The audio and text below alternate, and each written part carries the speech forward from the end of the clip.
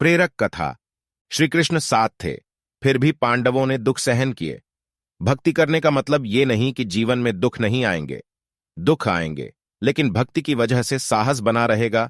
दुख सभी के जीवन में आते जाते रहते हैं, और दुख के समय में साधु संत भक्ति करने की सलाह देते हैं।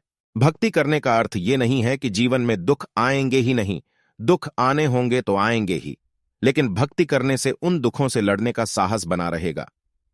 भक्ति से हमारी बुद्धि सकारात्मक रहती है, मुश्किल समय में भी मन प्रसन्न रहता है।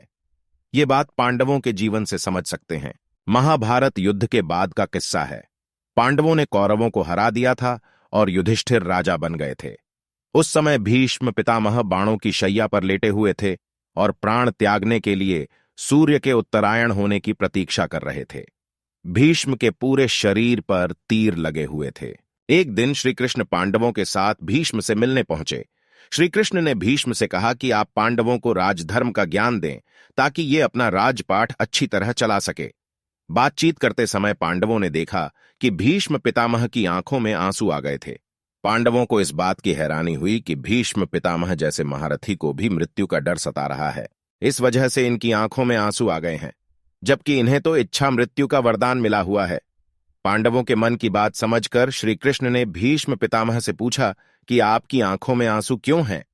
श्री कृष्ण का प्रश्न सुनकर भीष्म ने कहा कि आप तो सब कुछ जानते हैं, मैं पांडवों को भी बता देता हूं। मेरी आंखों में आंसू पांडवों को देखकर आ गए। पांडव पुत्रों के साथ स्वयं श्री कृष्ण साथ हैं, फिर भी इनके जीवन में लगातार दुख आते रहे। कदम कदम पर पांडवों के जीवन में मुश्किलें आईं। इन्हें देखकर मुझे समझ आया कि अगर हमारे भगवान हैं, तब भी इसका मतलब ये नहीं है कि हमारे जीवन में नहीं आएंगे। दुख तो आएंगे, लेकिन भगवान की मदद से हम दुखों का सामना पूरे साहस के साथ कर पाते हैं। भक्ति करेंगे तो भगवान हमें दुखों से लड़ने का साहस देंगे।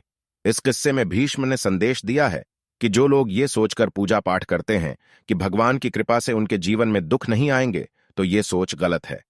पांडवों के जीवन में तो स्वयं भगवान श्री कृष्ण थे, फिर भी उनके जीवन में दुख थे। भक्ति करेंगे तो भगवान की कृपा से दुखों को दूर करने का साहस बना रहेगा। विचार सकारात्मक रहेंगे और प्रसन्नता बनी रहेगी।